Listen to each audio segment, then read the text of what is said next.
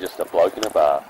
I'm here with Jye Gray. How you going, brother? Yeah, no, awesome. Thanks for having me. Mate, very, very happy that you've come on the show. We were speaking earlier about have you done a potty before or some media, and you said no, you hadn't done it before. So thank you so much for coming on, bro. Yeah, of course. Looking forward to it.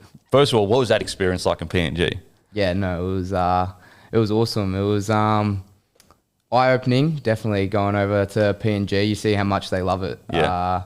The whole rugby league to them is just crazy. You know, we get off the airplane there and come out, and there's people everywhere, and you get on the buses, they're slamming the windows and stuff, and you can see how much rugby league really means to them. Did you get any kit away? Yeah, heaps of it. They love it. Whatever they can get, they are grateful for. So threw away a couple shirts, couple shorts. Surely kept some for yourself though. Yeah, I kept my jersey. I wanted to make sure I kept my jersey. Yeah. Getting to represent just a younger Australian team almost. But it was awesome just getting to go out there and see the look in their eyes when boys like Mitch Moses and the big dogs are over there. It was an awesome experience. And so had you played for Australia before this, or this was your first time for Australia? No, first time. So, wow. Didn't make it coming up, but, got the call up there, and, it was a privilege getting to... Looking down at the green and gold. Yeah. Oh, it was like, awesome. Bro, what is happening right now? It was crazy, when you get to sing the national anthem and you line up out there, it's... you're just so grateful that you get to do it. And obviously you've played with Cody Walker, you've played with Latrell Mitchell, like two of the game's biggest superstars, but it's still sometimes like playing with other stars from other sides, like guys like Mitchell Moses, you're just going far out. Yeah, it is. You see them and you play against them week to week, but the guys like Bradman Best. He's a big boy, eh? He's massive. It's crazy. He's a good lad. And Mitchell Moses, the likes of those guys is crazy getting to go out there and play with them. Yep. What do you reckon you saw? Like, obviously you'd see it with Trell and Cody and the boys at the, Keon and all that at the Rabbitohs. What do you reckon you noticed the most about a guy like Mitchell Moses or Bradman Best where you're like, oh, okay, that's why they're at where they're at kind of thing? Yeah, just their leadership, even Mitch Moses gets called in late, and he, I think came in the day before the game or something like that, and we hadn't had a training session with him, but he comes in and, he knows what he wants, and it's awesome just his leadership that he has around the field. Like, he comes on in the second half there and runs amok with the team he's never trained with before. He's a different kind of player, and you can see why he's one of the best in the world. I got a lot of respect for Moses in the fact that, there's a lot of stars in the game that probably say, I've been playing all year, played for New South Wales, I've done all these things, I'm not going to play the PMs, I'm going to rest. But the fact that he came back with such a good attitude, that made me just go, as I said, there's a lot of guys, at least when I was coming through, that would be like, nah, I'm past that point in my career kind of thing. So I respected that from Mitchell. Yeah, for sure. Even the guys like Keon and Bradman and Ethan Strange, even they had the Aussie tour afterwards, and they come and play the PMs with a couple of the young guys, and they killed it out there as we watched. Because the unique thing about footy, at least in the reason I've experienced, is because with soccer, you can't play every single night, but playing, you just get kind of fatigued or whatever. You don't really feel that sore, other than your shins and sometimes your ankles if you get studded or whatever. But the thing with league, playing a game is a full-on commitment, because you will be sore for a week from it. No matter what, you will be bashed up and you will walk off that field like you felt like you've been in a fight. Yeah. And so it's not as easy a decision as if you were a touch footy player or a soccer player or, other sports that are less contact. You just play, of course I'll play some soccer. I'll just play, I feel a bit more tired, I'll make sure I recover. But league, every time you step across that field, it's tough. Yeah. It's tough. Yeah, for sure. Especially coming up against those PNG guys. They're flying out of the line they're there to hurt you when you carry the ball, or when you're defending them. There's only 100%. They don't have another gear. So coming in and knowing that, especially having a couple of weeks off there, your body's going to be sore afterwards. Wow. So what do you remember for the game the most? Probably walking out. It was just a great experience with the crowd going off their head, and they announced the name of their team, the Chiefs there. So that was pretty cool. They had a massive countdown as we were lining up out there, and then that's sick. The whole crowd goes off. So it was pretty wild. And another thing is, they loved us all week, which was so cool. And but when we scored, you could hear a pin drop. It was really? crazy. They didn't give you anything when you're out of the field. it was like every single time we scored, you'd think there was a knock on or something because the crowd wouldn't say a word. It was silent, and then you'd kick off to them, or they'd take a hit up and they're going crazy. That's sick. It was a different experience. It was awesome. And so when you got the call or the message or whatever it was, were you surprised? How did it happen? You know, what was the process of getting the call to play for PMs? Yeah, so actually it was an interesting one. I was on my way. Well, I had a Bali trip booked. I didn't think anything of it, and then I was down at Nambucca Heads there with my family, and I got the call, and they told me that I got the opportunity to play in the Prime Minister's team, and it's obviously something that you're not going to turn down. Like it's going to be an awesome opportunity to go and play. So I got the call. And who called you? The Rabbitohs or the Australian? No, the Australian manager there gave me a call and let me know that I was in. So I told my mum, dad, and they were obviously stoked that I was able to represent. Did you get a chance to, I guess, suss the place out in regards to the PNG side and come in? Like kind of just a vibe of like, what would it be like to live over here kind of thing? It'd be interesting. I think there's a couple of things that they need to do beforehand, but they have a couple of years now. So, you know that if you go over there, the fans are going to be awesome. They're crazy. That's their whole lives. Like you see everyone on the street with their jersey on, and then just for them to have their own team now will be crazy. Far out. I wish it was the Pythons was the other. Hey, that was the other option. Yeah, I love the Pythons. Yeah, mate. I don't mind the Pythons either. It's sick. I just reckon that like the mascot would be hilarious. Yeah. Some of the merch you could do would be mad. But look, I get the Chiefs. It works obviously with the connection to the people, but at the same time, it's a relatively safe option. Most people are happy with Chiefs. I'm happy with it. Yeah. And so when you got over there, was there any chance for some bonding beverages at all, or not really? Well, we stayed on the sunny coast for a week. Yep. Which was good fun. We had on the first night we went into camp on the sunny coast. We went and had a couple beers down at the pub with some food, and then after the game you can't go out anywhere. Just because of the safety, I guess. But because it was actually a story because the place we stayed, there's a shopping centre underneath, and we walked out. So there's like a door where you walk out. We walked out it was me, Jason Saar, Brendan Best, I think Taylor Duncan. And we walked out to go get some food.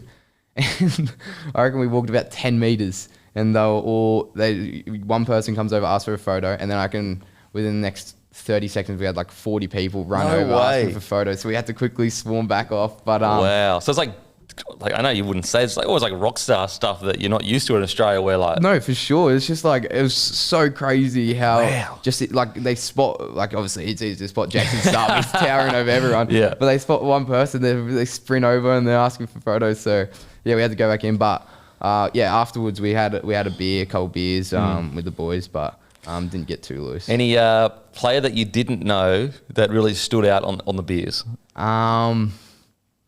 Surely Bradman Best gave you a hack? Or I think everyone had a crack. It was actually really cool to see because obviously not everyone drinks nowadays and stuff like that, but it was just awesome to see literally the whole 20-man squad was there having a beer together, we were playing cards and stuff. So it was pretty awesome to. Oh, that's great. Hearing, and look, I'm not I wasn't a massive drinker and partier or whatever when I played, but hearing you say how obviously not everyone drinks, it's a substantial amount of players, just so different to the culture back in the day. It is. It's crazy. It's just different. Like it was almost, and look, it's a good thing that people get to be themselves. It's not a bad thing. But back in the day, it was almost like even if you didn't drink, it was like you're forced to drink because if you don't drink, there's almost like, why won't you drink with us? Like you're supposed to be one of the boys. You're supposed to be us versus the world. Yeah. Don't get me wrong. There were some people that we understood whether it's religious reasons or whatever. But usually it was like, but it's a good thing that people get to be themselves. Yeah. What do you reckon? Did you take a lot of confidence by the fact that you got selected in that side? Do you think obviously you're not going to go into next year going like I'm the man, but just confidence in I'm at a certain level here. I can really impact for my team going forward. Yeah, for sure. Getting to represent, getting to go out there and play in a representative side, you obviously you're so grateful for, and it does bring a lot of confidence. I think getting to play with all these different guys and knowing that I'm kind of on the right track in my development. Obviously, like you said, you don't go into next year thinking you got a spot or whatever in the first grade side, but it is good for I guess your confidence and I think that's massive in rugby league nowadays when you're confident and you play your best footy when you're confident. Yeah. And so this year, I mean, what a strange year. Like, I'd assume a bit of a bittersweet year. You know, you had such a great year, but there's so much like that out of your control, not going right for the South Sydney Rabbitohs. Like, obviously, you never let the jersey down as a team. Like, I think that's one thing that the boys can be really proud of from a fan perspective is there's very few games this year where I looked at it and said, oh, South didn't really turn up and have a dig. But, like, heading into this season, walk us through the first wave of injuries where you were just going, my head is off. I think it was Cam Murray was the first big one, wasn't it? Yeah, I think so. Well, there's a couple of injuries from last year, and we thought, like, from the previous year, we thought that, you know, we're gonna get all our players back again, and everyone's gonna be healthy, and we're gonna go out there and hopefully put a good year together with our starting team and our best 17. But yeah, like you said, we had a pose session, I think, on the Monday or Tuesday, early in the week, leading into the Charity Shield match against the Dragons there. And yeah, we're doing the pose, and out of nowhere, Cam is running back on the side and takes a step, and you just hear a massive pop. Fuck, so you heard it? You were there? Yeah, it was like everyone on the field, you could hear it so clearly, I think.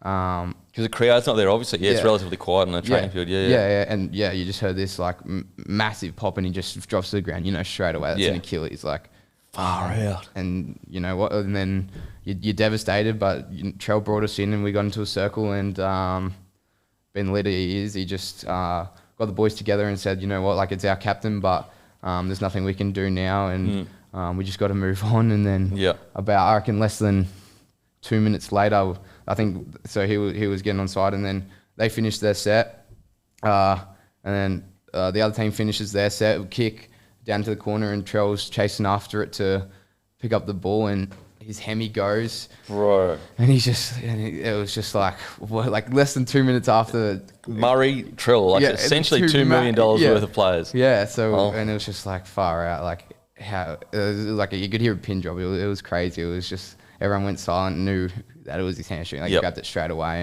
and walked off. I think the training session finished not long after that, and it was just silence walking around for a little bit there. What was the first thing that Wayne Bennett, if you can remember, obviously, that Wayne Bennett kind of, what a tough thing to handle, because like you can pretend like it's not a big deal. You can say, you know, boys, we'll be right, but everyone will be looking at each other. Bro, we just lost our two best players essentially, other than Kenny Walker. What do you remember? What he kind of tried to do? I don't really remember. I just know, like all year, he's just been so calm, and you know, even in circumstances where we had lost like 6 straight or something, maybe even more. But he's just so calm. He knows what everyone needs to hear and how to get the best from everyone, which is why he's such a good coach. You know, he's it's awesome just the way that he can get a team, whatever team he has available, he can get them to do the best thing that they can do. But yeah, Trell was meant to be starting fullback and Cam 13, I think, for that Charity Shield match, and then I had to go into fullback, and then a couple other changes around, and then. Sorry, was Campbell Graham already out at this point? I think he was not. I think he was maybe coming back. Yep. Okay. Because he had the sternum injury at the end of last year. Then he missed most of the year. Yeah, and then I think he. I can't remember if he was back. He had back problems or something. Throughout the year this year, but I can't remember if he was back. But yeah, so we were going into that match, and we had 2 of our. And it was 2 weeks later that we had round 1 as well, so we knew he was going to be out for the first couple of rounds. So. Oh man. Okay, so that's the first one within minutes of each other, and then. You just go really well. First 4 weeks were great. Like you were, I think you were sitting on top of the table, if I remember. Like top 2 or 3, I think. And you're having all these like not impossible victories, but like these victories where like you weren't really on top, but you hung in the game, and then you might, Humphries would kick a field goal, or whatever would happen, and then Walker and Humphrey goes down. I think. What was the next big hit of injuries of key players? I think they went back down together because they were in the halves together, and then I think because we have 4 wins, 1 loss or something. Yeah. And then I can't remember what game it was, but it was around that round 6, round 5 mark where I think, what did Jamie do? He did like a... Both Hemis? Both Hemis. Yeah, okay.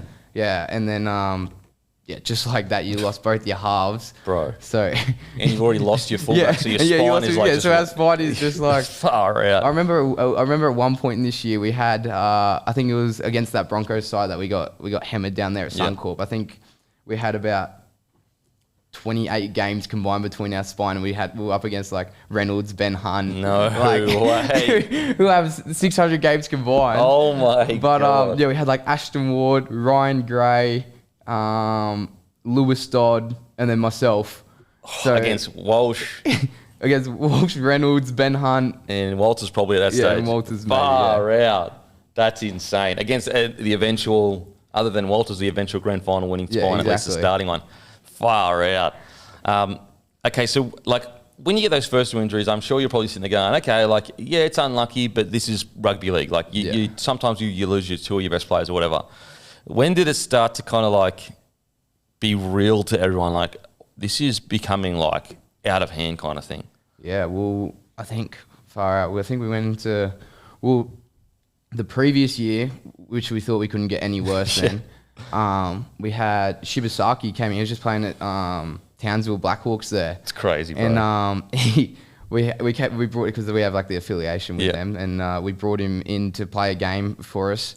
Like some fella that wasn't even anything to do with our club. We had to go to our feeder club, grab him, and then he played the game. And then you obviously see that he had. But, so he would have rocked up at training on like a Tuesday, played Friday, and you'd never met him really. Yeah, barely anyone unless you played it like with him before. But yeah, he came in and played the game with the boys, and then went back to Townsville the following week. No way. But that's crazy. So we thought we couldn't get worse than that, and then we obviously had this year, and you know, you lose all the boys. Like Keon gone, Keon was gone. injured at one stage. I think everyone had a stint except for Tallis and Jye. I think they're the only ones that played the entire year. Yeah, and it was crazy. Just you can't build combinations. We didn't have enough. Like, you know how you usually go like a 13v13 oppose on like a early in the week. Yeah, I don't think we had one of those all year. No way. We just had to we had Sutto jumping in, Ben Hornby jumping in, Jason Clark jumping in. No way. Just to like fill numbers in our teams that we're up against. So what was a through message from Wayne? Like, because like he wouldn't have ever dealt with this either. Like he's dealt with injuries before, but this bad, like it's arguably one of the worst injury runs the club's ever had. Yeah, well, he was just like, I guess we can't do anything about it. So it's just it was almost laughable. I think at some stages he was just like, boys, like, just go out there, you know. He obviously had a game plan and stuff like that. But at the end of the day, just do the jersey proud. So go out there. I know he didn't expect us to win every game, but as long as we went out there, had a good crack. And when the boys eventually kind of started coming back, we can get it together a team and do something, which we won a couple games there at the end, which got us off the bottom of the ladder, which is nice. But it was pretty crazy. So was it the Titans game, or which game was it where you literally didn't have an 18th man? It was that Broncos game that I was just talking about. Yeah, the Broncos game. So was there any conversation about if someone gets injured, or like a head knock or whatever, we're down a man? No, we didn't even think about it. It was just like, at that stage, we knew whatever happens, we're just gonna have to stick it in there. And then that was a game we obviously ended up getting pumped. But I think at halftime we scored on half. Tallis Duncan scored on halftime, and we thought there was a bit of a game. Well, you were doing pretty well the first half. It was just the second half where you just ran out of steam. Yeah, we had nothing left. And as soon as that Broncos team gets a bit of a momentum, it's there. It's so hard to stop. They might be one of the best momentum teams I've ever seen in my life. Oh, they're crazy. I mean, you look at that final series. They won it off about 20 minutes in each game of like unbelievable footy. Yeah, because as soon as they get that little bit of momentum, they're so hard to stop, because obviously the likes of all the star players that they have, and they get on the front foot. It's so hard to stop. What's it like being on the field with that? Is it just like almost like a tidal wave where you're just like constantly trying to catch up with the speed of the ruck and everything? Like, what's it like being on the field when that happens?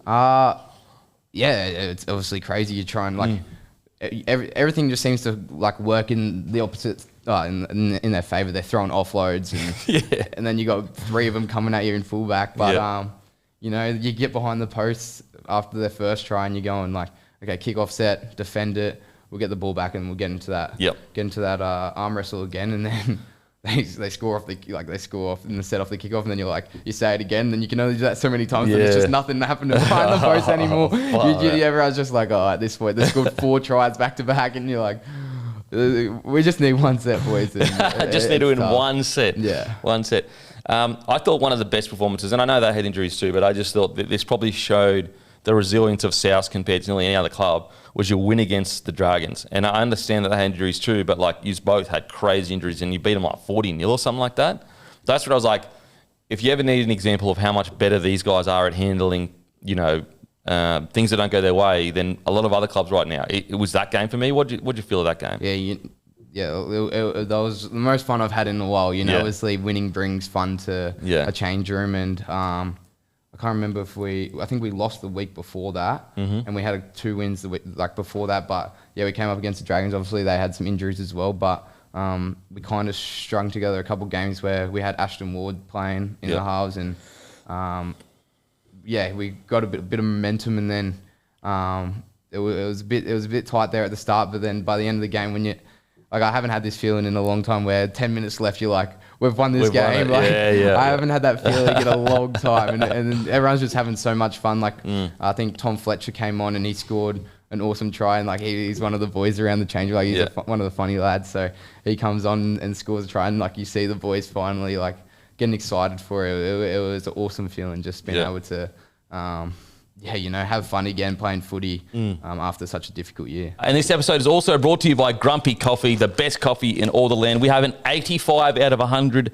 cupping rating. So basically, as a blend, that's nearly as good as you can get. It's a premium coffee. It's Arabica beans, sourced ethically. All that good stuff, go to grumpycoffee.com.au. Get your Grumpy Coffee. We've got Very Grumpy. We've got Everyday Grumpy. We've got pods, whole bean, ground. We've got it all. Get to your house in 24 to 48 hours. Any dramas, speak to our customer service. Go and read our reviews if you doubt us. Trust me, we've got plenty of positive reviews about the taste and the flavour. Matter of fact, the only bad reviews we've got are because when we launched, we had too many orders and we couldn't get them out quick enough. They even say, took too long to get here, but tastes great. So go check it out, grumpycoffee.com.au. And what about yourself? Because obviously you debuted last year, which we'll get to down the line. But yourself this year was like it was a breakout year, or whatever that us media people always like to say now.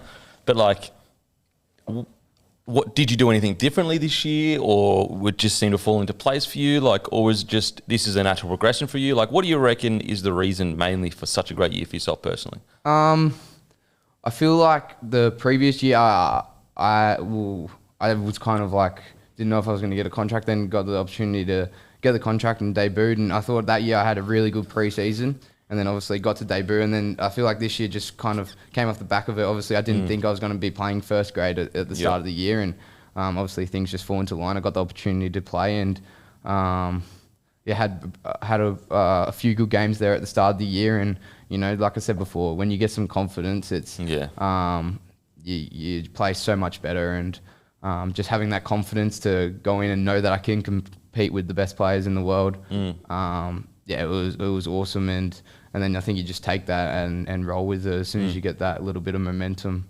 It was just awesome to be able to play with the first grade team. One thing I think that Wayne does really well is like he's really good at knowing how to motivate players individually rather than going like one shoe fits all. Guys, this is how I motivate people, and you've got to fit in line.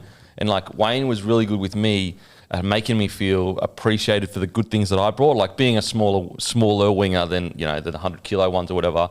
I always sometimes get frustrated with coaches when they're like, oh, we need you to run for, you know, we need you to take all those shit carries and run for 200 meters like Manu Vadavai. And I'll be like, but that's not who I am, but I'm a really good finisher and I'm fast. So like if you want to do stuff with, and so whereas Wayne is like really good at identifying like, He's not asking that of me because he knows that's not what I'm built for.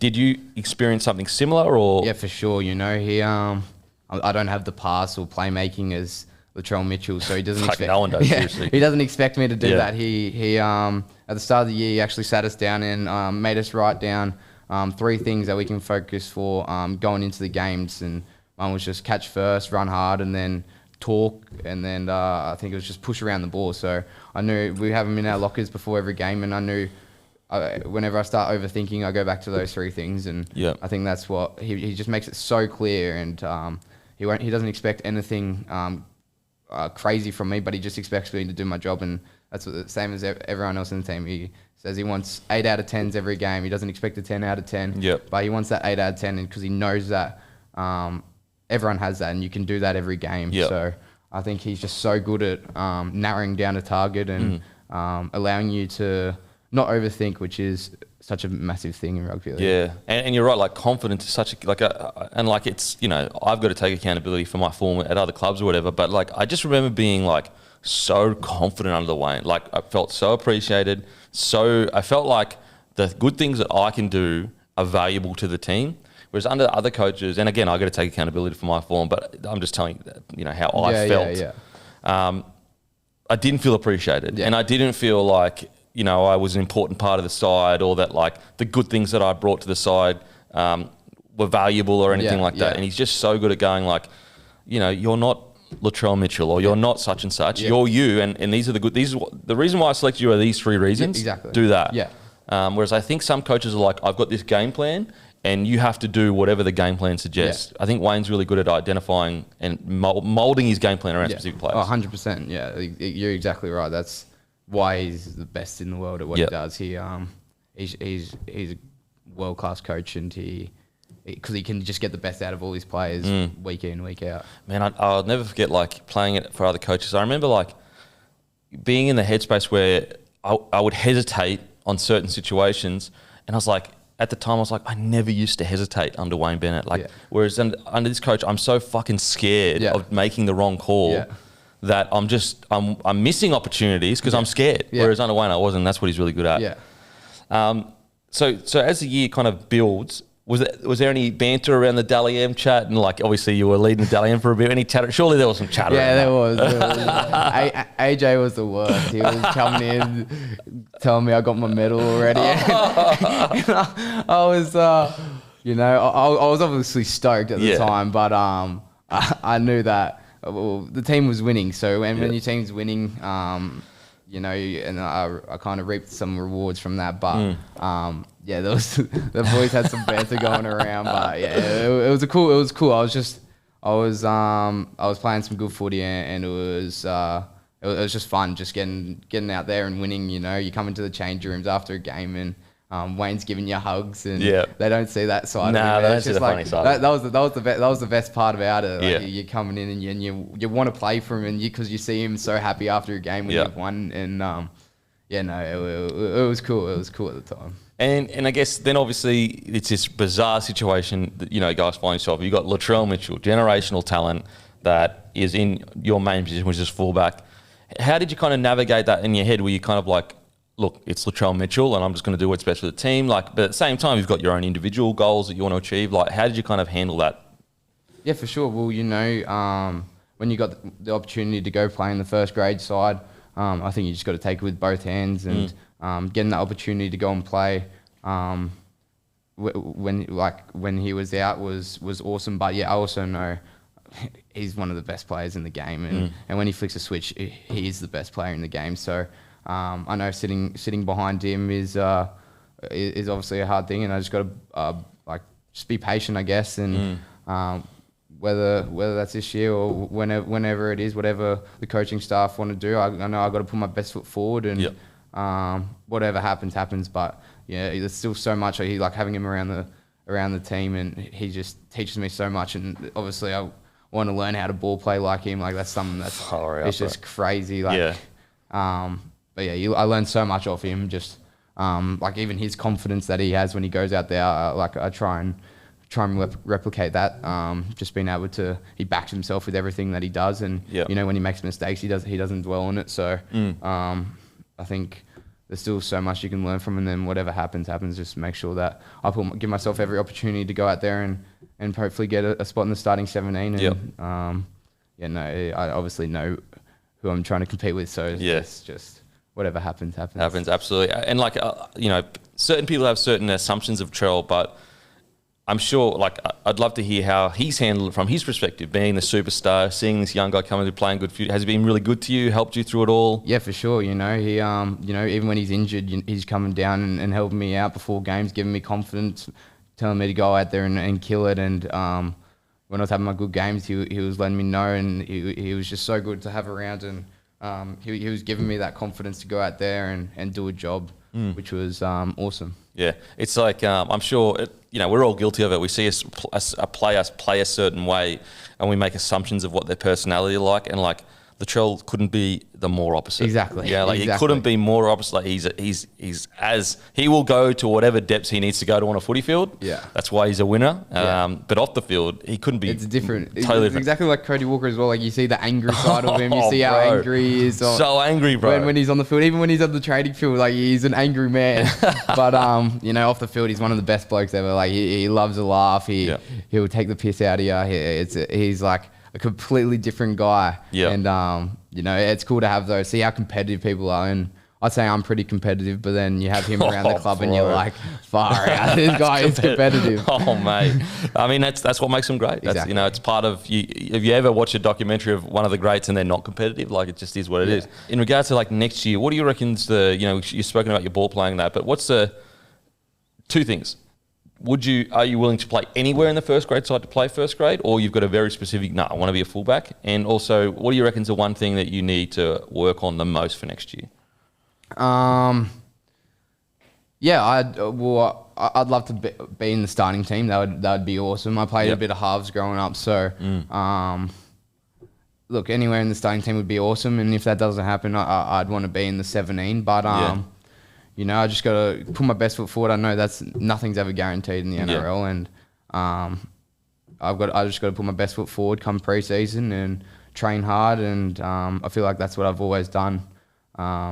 Especially being a smaller type of guy. It's just I got to train hard and see wherever Wayne wants to put me, then I'm happy to do it. For sure. And then work on, like I said, I feel like that's what I lack a little bit, just that ball playing the eyes up and being able to square up a 3-on-2 and hit the money every time like Cody and Trell do, which is harder than it looks. Mate, but, it's so hard, especially at full speed like that. It's crazy. Yeah, just figuring out my tempo, because I do catch the ball with some speed and it makes it a lot harder to pass. But just being able to tempo and Mate, who's someone, and obviously you probably already are, but like Reece Walsh is probably the best in regards to like hitting the ball at speed and still being able to ball play. Like it's crazy. Yeah, you watch him do it, and it's just like, oh my, like how did he, bro? It's hard enough just like looking up when you're sprinting, let alone getting the ball in two hands, understanding the 3-on-2. Like, because the thing what I always admire so much about Trell and Cody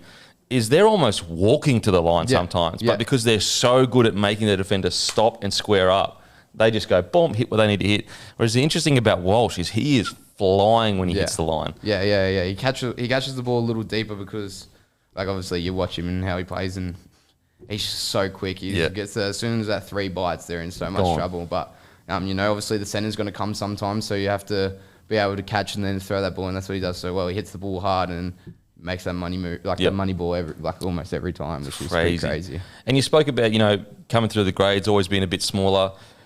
I'm sure. So did you start playing footy from a very young age, like 5, 6? Or was it a bit later? Right, 6, 7, I think. 7, 8. And I'm assuming you were relatively pretty good younger. I'd be like one of the better ones in the team. But it's so funny. Every time I ask an NRL player like about being good when they're younger, every single one of them's like, but it's like obviously you were pretty good, bro. You're playing NRL. It was good fun. I loved growing up playing footy there on the Gold Coast. With some of my best mates I still play with now. So, because the reason I ask is like, when do you reckon it started to become like a topic for coaches or whatever your size? Like, I'm sure you faced challenges growing up of like coaches saying, "Oh, I don't know, like this," or maybe you didn't. Like, I'd love to know. No, yeah, for sure. I think ever since you are young, I think when you get around that 12-year-old mark, like, that's when they start looking and saying, "Oh, he's a little bit smaller." But I feel like that's one of my main strengths, that I train hard. So I feel like because I do train hard, that it makes up for that kind of being smaller. But obviously all the way through, there's people that think you're too small or whatever. Do you remember the first time someone said it to you? Because I remember I came to the league late, but I'll never, ever forget. So I was at my girlfriend at the time's house, and they were having like a house party or something. And there was some old dude there, like just never met the bloke. Like, I was 17 years old at the time. And he found out that I'd got an offer to contract by the Broncos. And he just said to me, like, "You're way too small to play NRL." And I was like, what the I didn't even know this guy. It's crazy. I think I can't really remember. One of the big ones was in the schoolboys there. I think when I was 18 or something. The Australian selector or whatever. I thought I had a pretty good carnival, but yeah, obviously I think the Australian selector thought I was too small to go on and play that, but obviously everyone has different opinions. Yeah, and for sure. His opinion, which is fair enough, but I think that was the main one that stuck out with me and kind of has lived with me. There's been other times, but did it? Like, because at least the way I handle things like that, initially I'm Devo, I'm down, maybe for like a week or whatever, and then it lights a fire. Was that similar for yourself? Yeah, for sure. You know, it was disappointing. Like, that was one of my things I wanted to do, but and you think it's the kind of be all end all. I didn't make the Aussie schoolboy team. Like, it's end of the world. Yeah, end of the world stuff. But yeah, it was a week that I was like that's kind of devastating. And then after that, you're like, okay, let's move on. I was lucky enough. I was moving on. I was getting a full-time gig at South after school, so I knew that. At least someone. Yeah, exactly. I've got 2 years there. Coming out of school, so I've got an opportunity here, and let's just go and do a thing. Was there a player that you like? You know, we've all heard the stories about Thurston. You know, like told he was too small. Did you get inspiration from players that had come before you? Of like, nah, this can work. Like, this has been done before, kind of thing. You know? Yeah. Well, I always actually. Like saw Alfie Langer and it was like a thing. I'd like look up how tall they were if it was someone small, and I'd be like, okay, I got him, and obviously he's one of the greatest players to play. And honestly, there's an argument that he should be an immortal when you look at his resume. Let's just put it that way. Yeah, exactly. And I've got him for height, so so I was happy with that. That's something that I always Have you had a chance to meet Alf before? I think I met him once or twice because obviously Wayne's good mates with him. So.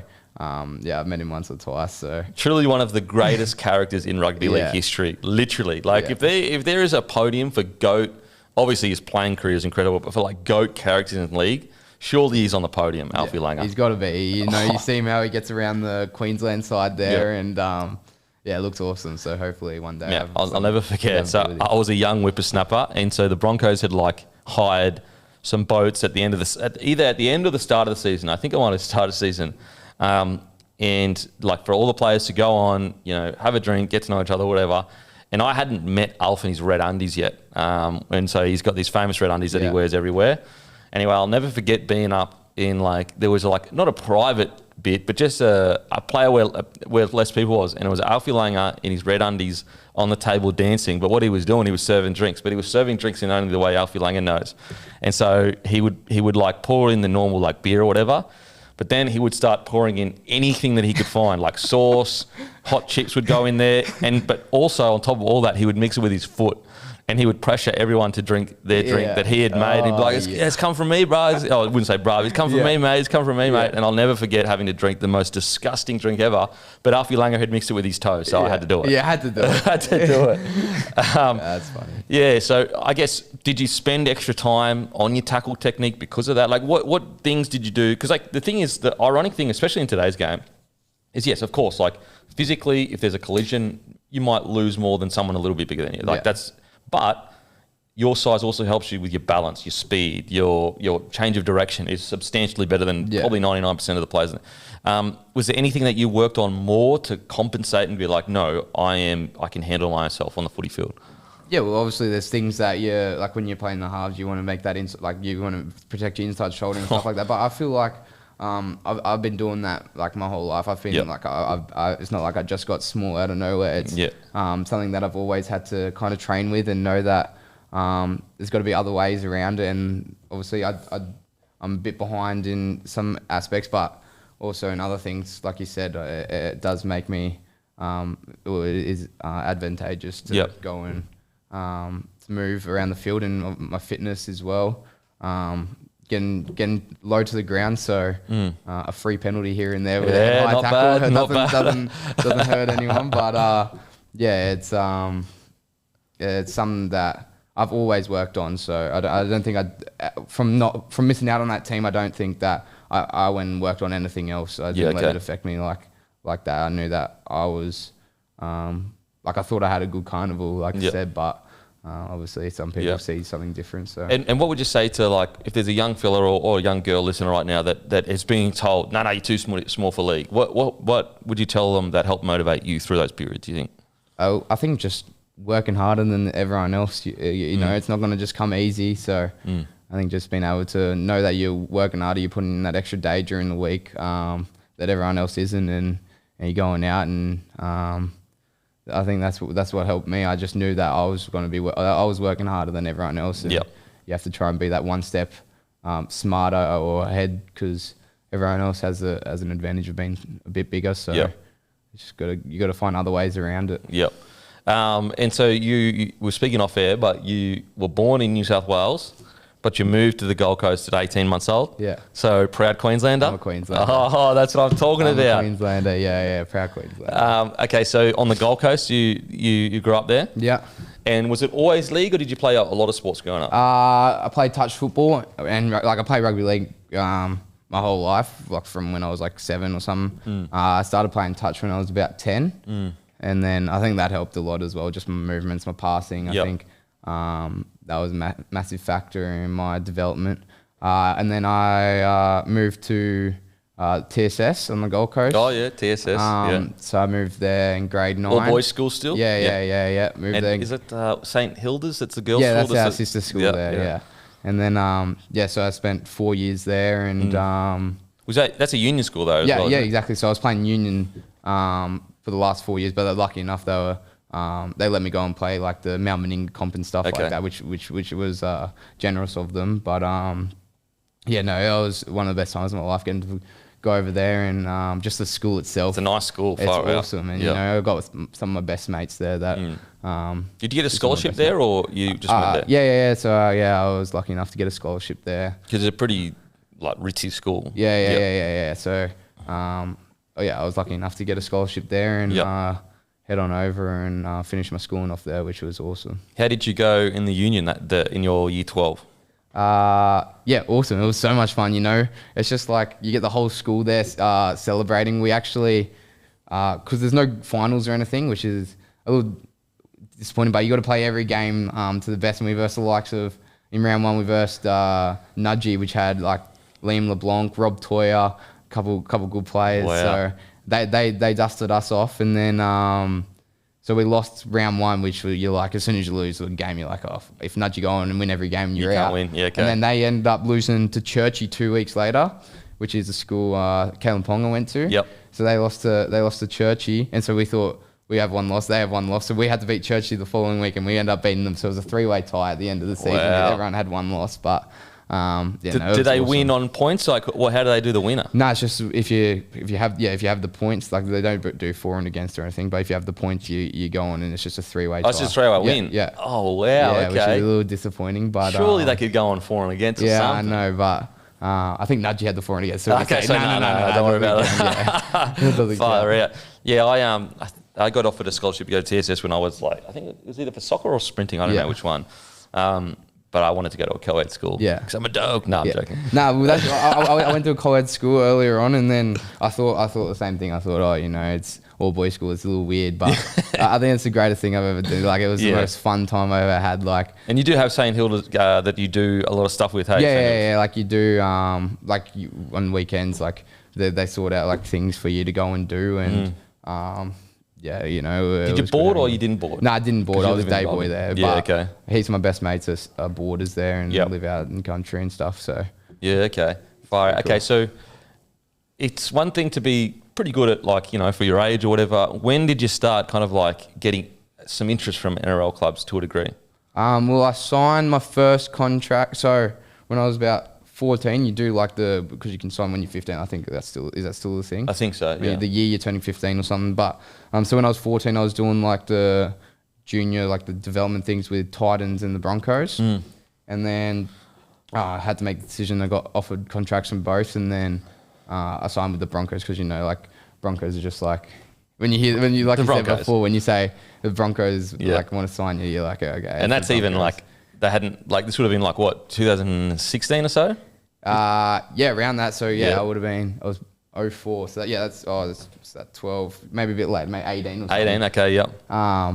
But yeah, so the Broncos are the Broncos, and so I thought I was signing, like, taking nothing away from Titans. They were just starting to come through with their development and stuff. So, but you know, Broncos already had the development. They have the likes of like Brendan Picker or Reece Walsh, just a couple of years older than you, and they're there. So you're like, oh, I want to go there because they're there.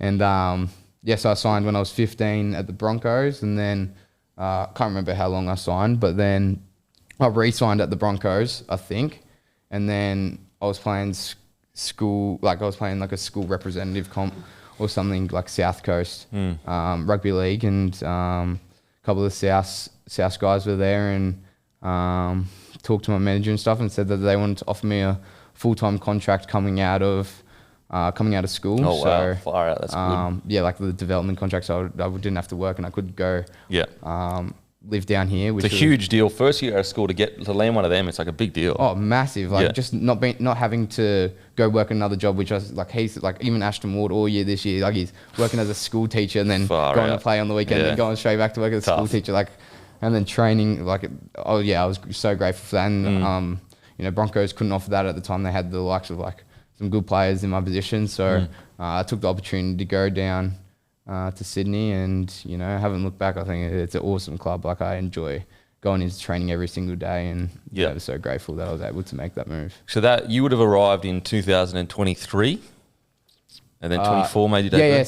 So at the end of, so I graduated at the 2022, and then preseason started at the end of 22, and then like 2023 was my first year. Do you remember your first preseason? Yeah, it was full on. I came in. That was at Redfern actually. You know, down in the bunker there, and it was cool. It was a cool experience, just being around NRL players that you see on TV your whole life, and then you're in the change rooms with them. So buzzy. It is. It's crazy, and it's it's just something that you're like, am I really doing this? And, I was still SG Ball age, so and then we had John Sutton coaching our SG Ball team. Oh, no way, club legend. Yeah, we did like all our pre-season. Obviously, it's hard, and then went into I think it was our first trial match, and it was the one before round one, and we had like this team. We were killing it. Like we played. I can't remember who we played, but we were killing it. And then there was about 15 minutes left, and I tore my hamstring. Oh, no way. So it put me out for 6 weeks, and then far out. Yeah, so I tore my hamstring, and then I was out for 6 weeks, did physio on it and all that in my first year, and then I came back, and in the first game back, I tore it again. No way. So then I was out for 8 weeks. And being a fast switch player, like that's the last. You'd rather a Rico than that. 100%. And then it's just like I've just done all this preseason, and then the game before I'm about to play round one, I do my hamstring, and then I did it a third time as well. So I came back, I did the 8 weeks, and then I played a game, got through it, and then played another game. Was running and just did it again, and then put me out for like pretty much the rest. But because the SG Ball season starts relatively early, I played like the last 4 rounds of flag or 3 rounds of flag, and then that was my year done. So it was pretty devastating first year. And where was your headspace there? Because then you're like, you've only got 2 years. You're like, oh my god, like am I gonna get a contract? Like all that kind of stuff. Panic. So yeah, you obviously want to make sure that you want to put your best foot forward, and that's what you don't plan to get injured ever. So. It was pretty crazy not knowing where. Lucky I had the next year, and I think it was maybe an option in their favour, and they took the option up, and so I was lucky enough that I got the next preseason, and then what was that? That would have been 24, and then I think I ended up debuting. Like I played first couple rounds of cup, and then I think I debuted round 8 or 6 or something. I don't know. It was against the Sharks. Fullback Sharks. Round 6. Yeah, round 6. There you go. And then, so I played first 5 rounds in Cup, and then debuted round 6 against Cronulla. And so that was just like a kind of, after the year I had before, it was kind of something that was awesome. Man, crazy turnaround. Yeah. Do you remember how you got told, how it all come together? Were you expecting it? Was it a surprise? Well, the year before that year, I did my hamstring. It was a pretty crazy year as well. So we were first on the ladder after halfway during the year, and like everything was going well, and then like I don't know what really happened, but unfortunately we missed out on the finals. I think we finished 9th.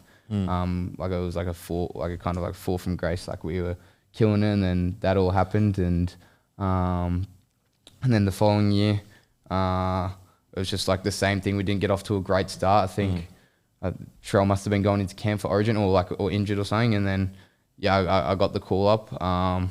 Actually, at the start of that year we went to Vegas. Oh, yep. And so for round 1 of that year, we went to Vegas, and I wasn't meant to go on the trip. Like I was like a long shot going off that. After my year I had before, I was a long shot off, and then I played the Charity Shield match, and then there was like 4 injuries, and I had an alright game in the Charity Shield match.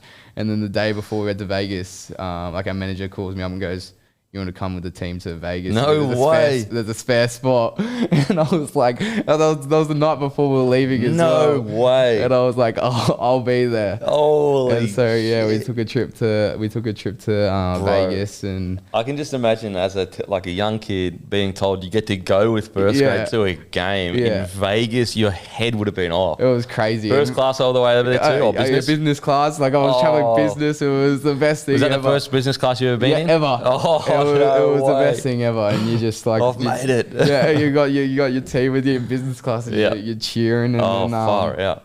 Yeah, so and then we did like San Diego, LA, and then Vegas. So it was an awesome trip. Oh yeah, because it was like a 2-week kind of full on thing. And I knew I wasn't going to play. Like so no pressure. Yeah, so I have no pressure. I'm just enjoying myself over there. It was an awesome trip. And then obviously in round 6, I was lucky enough to get to debut under JD, and then. That was a bit of a weird one as well, because 2 weeks later, he obviously got moved on, and Ben Hornby came in for the rest of the year. Yep. And then we signed Wayne, obviously, which was awesome. We got to look forward to that. But yeah, that was an interesting year as well. Wow. So you got named to make your debut. What do you remember the most from your debut, do you think?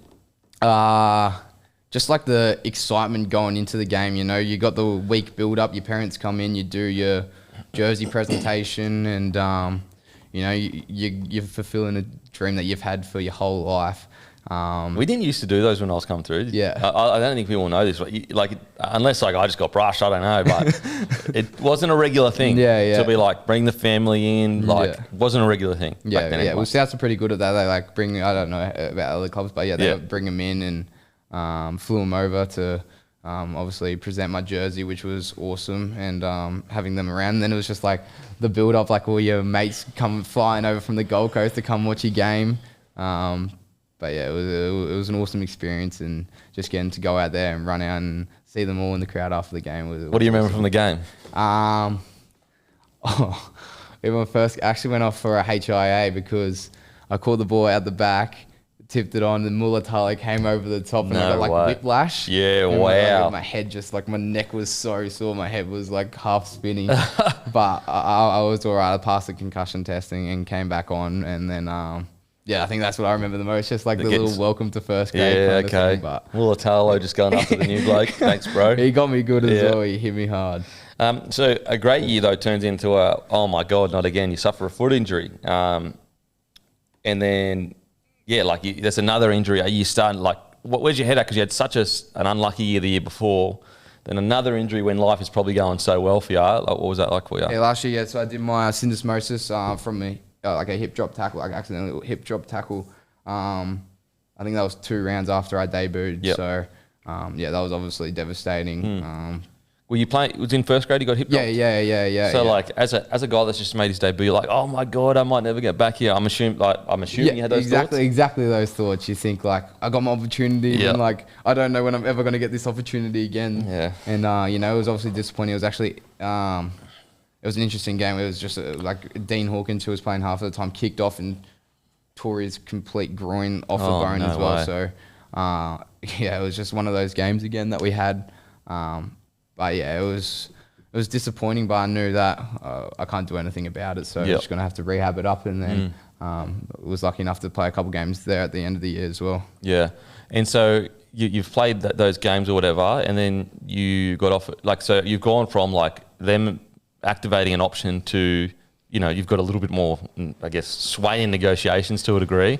Was that feeling like when I'm assuming they came to you and said, we want to extend you for 2 years? Yeah, it was awesome. Obviously after the first year I had there, I didn't know if they were going to take it up, and then they took it up, and then they offered me a couple more years. So I was over the moon that South gave me the opportunity to re-sign with them, and as soon as they did, I didn't want to wait around. I wanted to sign it because I was just so happy to be playing first grade. Was it Wayne that initiated that? Because JD would have been gone by then, I'm assuming. Yeah, he was gone, I think. What was that like dealing with such a... Because, like, it was headline up there. Like, it was a big deal, the whole JD thing. Yeah, that was... Demetriou, obviously. Yeah, that was pretty crazy. That was, like, obviously, you just get into first grade and then the head coach is gone. And, it was something like, obviously, respect JD. He gave me my debut. But, it was just something that... Obviously, the players don't have any, or the young players don't have any say on. So, it was a roller coaster. And then obviously Ben Hornby filling in, but then when you hear Wayne Bennett's coming to your club a couple of weeks later, you're like, okay, well, it's gone. At least there's something good coming out of this. And obviously you have the media at training every day, and you're like, what's going on here? Yep. Okay, so you re-signed. Do you remember your first meeting with Wayne? It was a funny one. I don't remember the first meeting, but I remember, remember our first team meeting. So he walks in and he's walking around the club, and you can he's not intimidating, but like at the time I thought, far out, like this. It's Wayne. Yeah, exactly. He's got like so much like aura around him, kind of thing, and he's walking through the gym just saying hi, and I just saw him briefly, but I didn't get to shake his hand or anything. And then he walks into a team meeting and like has his first word, and he tells us that he doesn't like shaking hands. And then so I'm like, I haven't even met him. Yeah. How is this gonna happen? How am I gonna be able to say words? Like, am I gonna wave at him? and then I reckon it was like probably 2-3 weeks after that, he'd been at the club every day, and I hadn't even said hello yet. Because I didn't know how to do it without shaking his hand. And then eventually it just we just got on and had some conversations. And what's your funniest moment with Wayne where he's tried his Wayne Bennett mind games on you? Probably that one. Probably just at the start. I think that's the funniest moment. I didn't know what to do. I was so confused. I didn't know how to approach him because I wanted to say hi. Like obviously, he's such a big figure in our game, and you want to introduce yourself. Like I want to play in your team, but I didn't know how to do it. I didn't know how to go about it. It was a funny moment. Wayne Bennett. Is there any stories of any with other players when he first come to the club? Because sometimes, Wayne will pick one or two players to like just fuck with, like just to see how they react. Was there anything like that going on? Well, have you seen the Lewis Dodd video? I have seen the Lewis Dodd video. That was a pretty funny one where he was like, are you the English lad or whatever he said. That was a funny one. But this fella, Fletcher Myers, he was just all year they have their bickering, like because Fletcher Myers doesn't really he's a funny fella. Like he just has a joke. Like he's pretty laid back kind of fella. And then Wayne loves him. Like he's one of Wayne's favorite like people to hang out with. But just them bickering all year at each other was pretty funny. I think Fletcher Myers stole his hat and his glasses one time, and he was looking around for him. And then in team meeting, he's just wearing them in the team meeting. So that's pretty funny. Yeah. Wow, that's some balls on the young fella. How old is Fletcher Myers? How old? I think he's the 03, so he's 22 this year. Wow, that's some guts. But this was getting bit, and they'd already had he loved him as a person. Like he was just like. He loved it. He was laughing about it and everything, but it was pretty funny. Biggest Wayne blow up because for all of his calmness, and he does have a blow up in him. Yeah, he does. I actually can't remember him blowing up this year. Wow, that is calm under pressure. Yeah, I can't remember him blowing up. I don't think he really could blow. Like it was just like with the team that we had and like the injuries and crisis that we had. It was like he knew that we were trying hard, so I think that was his main thing, that he knew we were trying hard, and I actually can't genuinely remember. Like the way, like for people listening, when I say blow up, you're probably thinking Craig Bellamy. That's not a Wayne blow up. Wayne blow up is a very he's serious, he's taller. It was essentially a blow up, but it was the smartest thing he could have done. It was like a couple of weeks before finals footy, and he gets us all into a room. I've told the story for some people listening, so sorry. He gets us in a room, and like this is 2008, so we'd won a premiership 6. I'm not sure what happened 7. 8, we were looking red hot, looking really good. He gets us in a room before the final series starts, and he was like, "Boys, if you just want to go on if you want to wrap the season up, like just let me know. Like I'm not going to push you. We'll wrap it up. We'll book our end of season trip. Like The only thing I want to do is be on the same page as you. Like, that's all I want. So I'm not going to be angry at you if we lose the rest of the week, like the rest of the games. I'm not going to drive you. I'm not going to make you do all the fitness. I just want us to be on the same page. And he knew that we'd be like, fuck that. And so it was just his way of making sure that the playing group and him were always on the same page. Just smart stuff like that he does really well. He's different, hey. He's just so switched on up here. He knows how to get a playing group to come together. So, awesome. And you look, we were like one play away, essentially. We would have we beat the Roosters, one play away from beat the Storm. We would have beaten the Sharkies. I don't know if we would have been Manly in the grand final. That was the 40-0 grand final against the Storm, but we had a pretty bloody good side. Wayne, one of the greats. Mate, I ask all the boys this. Favourite rapper of all time? Rapper? Yeah. Pretty basic. I think I got to go Drake. Drizzy? Is he the Drizzler? Yeah, I think I got to go with Drake. Okay, Drake, what's your favourite song from Drake? It's like just a mainstream Hot Like Bling or something like that. That's actually the first thing that I'm not like massive into rap music. What's your genre? Probably. Are you a country man? I'm to be honest, I'm a bit of everything. It's just whatever comes on, I just enjoy listening to. I wouldn't say I have a specific genre that I like listening to. Favorite movie of all time? Movie? I like Good Will Hunting. Mate, the classic. That's been getting a bit of a run lately, Good Will Hunting. I respect it. Big fan of Good Will Hunting. Mate, when he pulls him up and he's like, you wouldn't know the first thing about love or something like that, and he starts talking about his wife. Oh, crazy. Just tears him to pieces, bro. It's crazy. You just watch it like, oh, fuck. Wow, that come out of nowhere. Bro, thank you so much for coming on the show, man. I really do appreciate it. I can't wait to see you play next season. And I can't wait to watch you develop in the future, bro. Thanks for having me.